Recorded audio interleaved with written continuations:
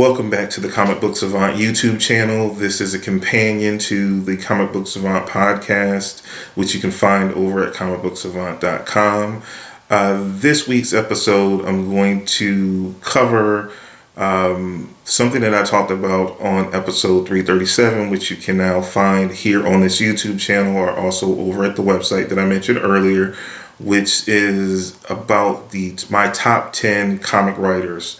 This is a reading list or a recommendation of a reading list of some of the most seminal works that I associate with the writers on my top 10 list. I have 12 suggestions here for you. I'll have links down at the bottom for links for you to find the material in digital form or in actual physical copy.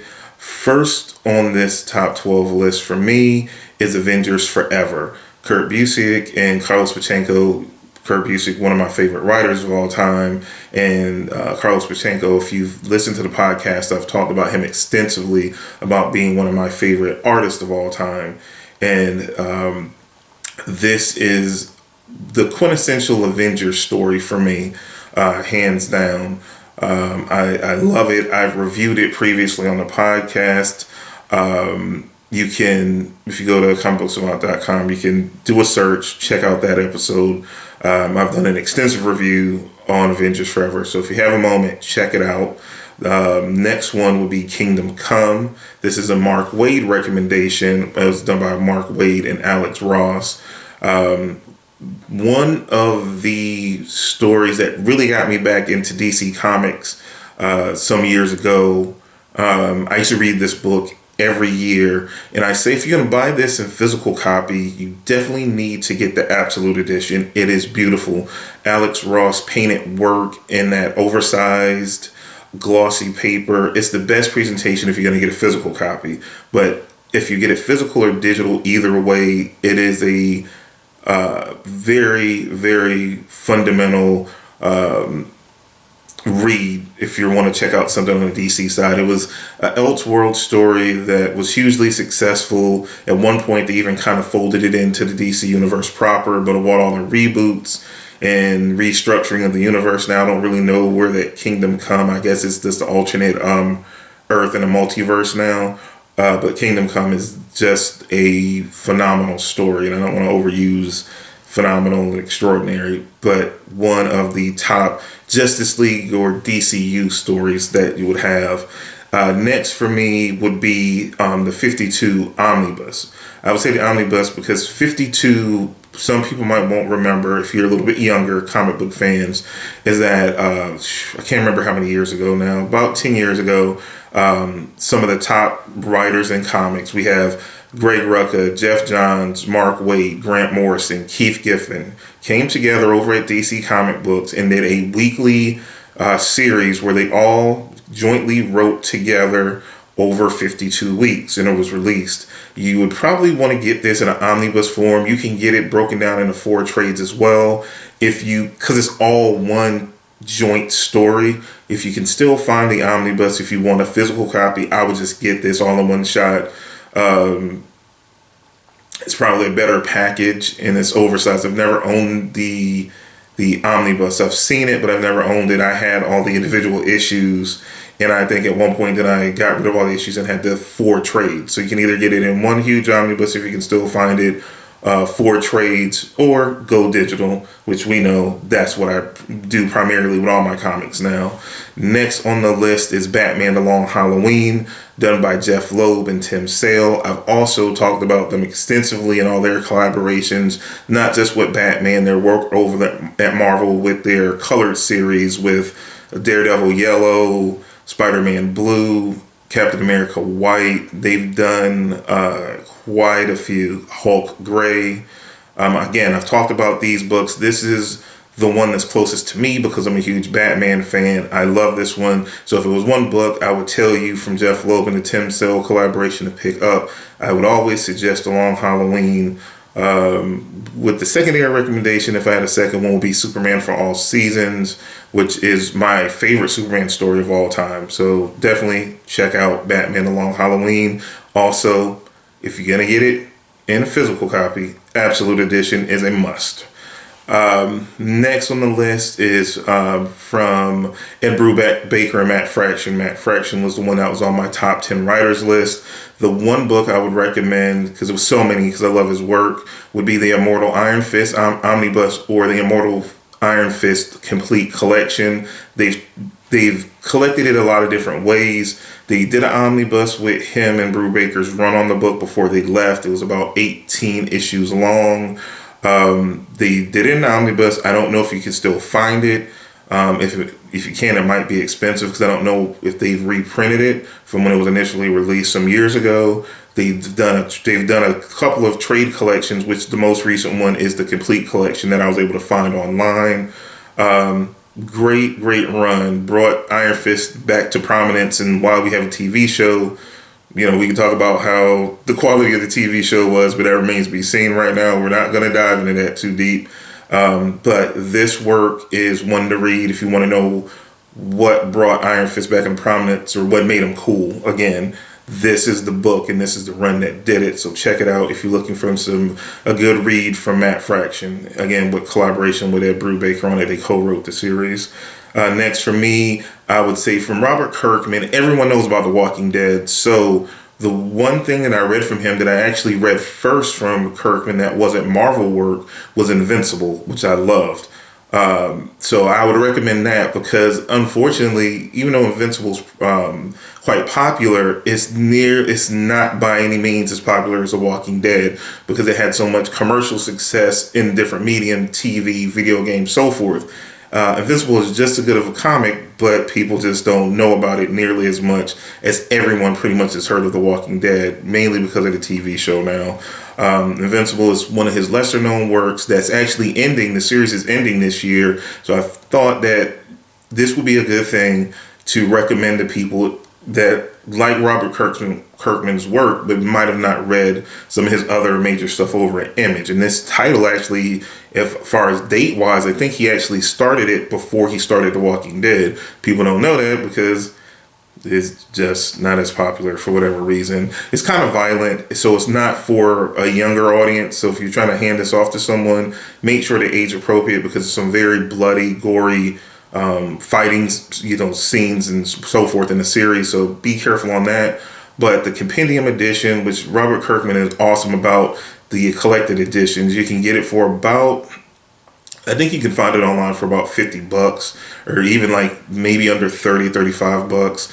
You can get like the first about 50 issues in a big oversized soft cover edition that you can get that. So you can really dig deep in it for a reasonable price and get like the first 50 issues and check it out to see if you like it. But I'm recommending it. I've read a lot of this series. I'm kind of behind, but I've read more than the first 50 issues and I can highly recommend it. So check it out if you like Robert Kirkman and you want something different than the zombie stuff.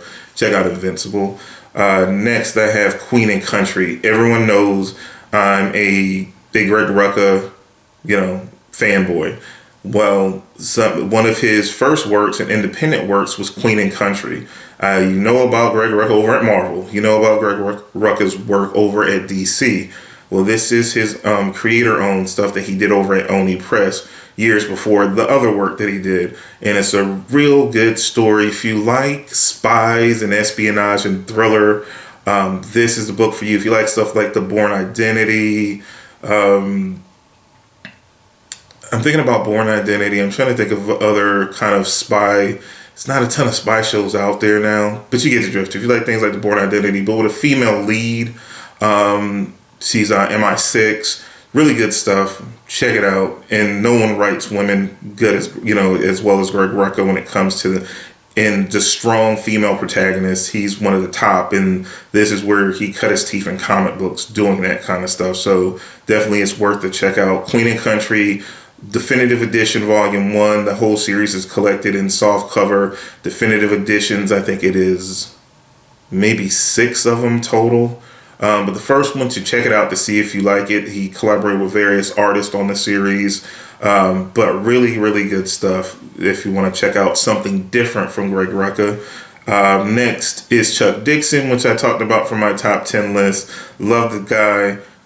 I love Nightwing. Everybody knows I love Dick Grayson and love the Nightwing character. They just repackaged this trade, and I actually did a Trade Your Pick episode earlier this year, a few months back, covering this trade. It's Nightwing Volume 1, Bloodhaven, Chuck Dixon, artwork done by Scott McDaniel. And this is the series that launched in the 90s that really elevated Nightwing to the forefront in the DC universe. They have the 4-issue miniseries that was done as a lead-in to the ongoing series, also written by Chuck Dixon, but the artwork was done by Greg Land on that series. And then the series' regular creative team was Chuck Dixon and Scott McDaniel. So definitely check that out, because you get the first, I want to say, 8 issues of the Nightwing series plus that miniseries. So you can get that trade relatively cheap. It's definitely worth checking out if you're a fan of Chuck Dixon or just Nightwing. Again, one of my favorite writers. This would be my recommendation to check out his kind of work to see if you really like him, to go forward some of the other stuff that I talk about in the episode as far as some of his more seminal works. So this is good jumping off or starting point for that. Next we have a Kurt Busiek again. I talked about this in a little bit more detail in the episode. His Avengers run with George Perez that they did about 10 or so years ago, that they did over at Marvel. It was a huge run. I get into a whole story about me chasing down these hardcovers. Well, they did an omnibus of that run, I think, in 2 volumes. So this is volume 1. If you can find it, it's awesome. And I never read the whole run, so I'm going back now, because now all of it is available digitally, so I can easily get this stuff and actually read the whole run. I read a huge chunk of it, but if you want to get this where Kurt Busiek knocked it out the park on this Avengers run, then you have the visuals by George Perez, which is just, when you talk about artists, he is one of the biggest names of all time. So definitely this is something you would want to check out if you can find that omnibus. If not, it's broken down in the the Kurt Busiek Perez volumes, and I think it's like 6 or so of them. So you can find them in smaller chunks, but if you can find the omnibus, get that, because it's going to be oversized, glossy page, better presentation. So you can really, if you're a collector, if you're on the collector side, but if you're a reader, you still need to at least check it out either way. Then for me, when it came to Jason Aaron, I like a lot of his stuff. He's a more recent writer, but I liked looking at picking these things for this recommended reading list that kind of put them on my radar. I was going to recommend Scalped. I've done way back in the day a Trade Your Pick on the first volume of Scalped, so I wanted to pick something different. And for me, it was going to be X-Men Schism. It was really, as far as his work over at Marvel, that really his work in that X-Men story and how he wrote Wolverine and Colossus and their conflict with one another. And I likened it to, I don't want to get into it too much, but I likened it to the ideology of Malcolm X versus Martin Luther King, and far as their ideologies, and because it was always kind of likened to that time frame when Stan Lee started the whole X-Men thing up, and the ideology of Magneto and Charles Xavier, but they took it to the next level and took 2 X-Men that you would never thought that would be in leaders. Well, Cyclops had always been in a leadership role within the X-Men, and then having someone like Wolverine come into prominence more so as a leader, and even with Jason Aaron's run coming out of Schism with Wolverine and the X-Men. So it's just a really good story. I loved what he did with it. Again, you can see an episode of Comic Book Savant. If you go to the website, search for my Schism review. I talk about it in way more detail. Not going to bore you with all that here, but I really love this X-Men story, and this was the one story that, when it came to his work at Marvel, that really put him on my radar. And now, he's doing Star Wars and other stuff that just, when I see Jason Aaron's name on a book now, I'm more inclined to try it, because that's his sensibility and his love for writing the characters he does just knocks it out the park. So I just love his work. Next, we have Ultimate Spider-Man Volume 1, Power and Responsibility. Brian Michael Bendis is the man over at Marvel. He's been the man for over the past decade. This is one of his first things that he wrote that I picked up. He did a run on Daredevil that I still to this day have never read one issue of. But I read Ultimate Spider-Man. I heard all the buzz about it. I'm a Spider-Man fan from a little kid and all the cartoons and Spider-Man and his amazing friends in the 80s. I'm a kid of the 80s. So when they were doing the Ultimate Universe, I was like, they're retelling stories that were already told. I heard a lot of buzz about it. I picked up this first hardcover, fell in love with the series, and read it for years there later, and really enjoyed it. So it was the first kind of click the button on in my head, turn the light on in my head in relation to Brian Bendis, and I've read tons of his work since that point.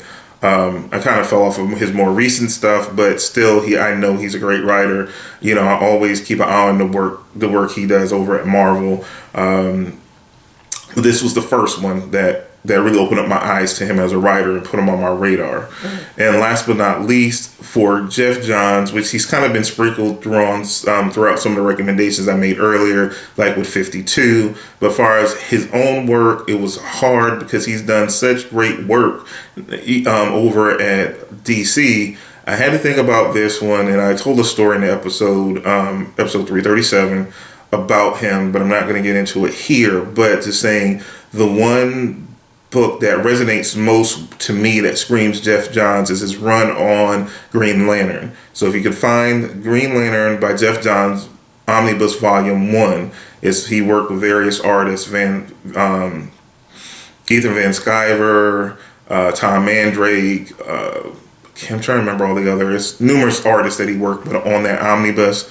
You can find the trades for his beginning run on Green Lantern. I think he wrote Green Lantern for about 8 years. So it's a lot of stuff you can find. If you can find the omnibus, like I said, because after you start reading it, you won't be able to put it down. It's just Jeph Johns' style and the flow to his writing style when you really get into his story, because it's overarching and is extending into the next story and the next story, and it builds up to a bigger overarching story, which leads into things like Blackest Night, the Spectrum War, the Sinestro Corps. It's so much stuff. So if you get that omnibus, you get all of it in that. It's included in that. So worth checking out, worth a buy. Like I said, I'm going to keep this video hopefully shorter than the first one I did last week. I'll have the links down below. This time they'll be there for all the books that I just talked about. There'll be Amazon affiliate links, so if you want to help support the show, click on the links below. If you purchase that stuff, it goes back to the show, which I would greatly appreciate. That's all I have for you guys this week, and I'll see you guys again next week for another episode of Comic Book Savant Video.